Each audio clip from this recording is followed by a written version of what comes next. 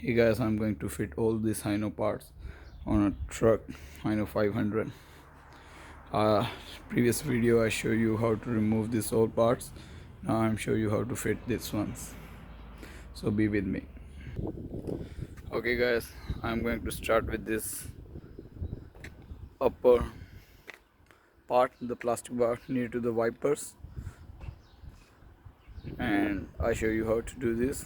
For this one, nothing bolts, no anything, just the clips. So you have to put the clips on this one, and you have to move this windscreen rubber bit up to put your the stuff under that one. Alright, I show you how to do that. Be with me. Alright guys, I put the locks here and this rubber on the top of that one with the help of screwdriver. Now I'm going to put this part enough for the. Alright guys, now we install this bar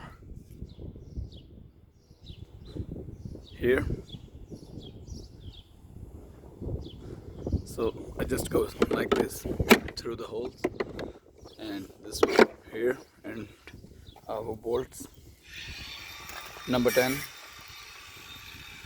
and 10 number 12. Thus we have to put here and go for 3.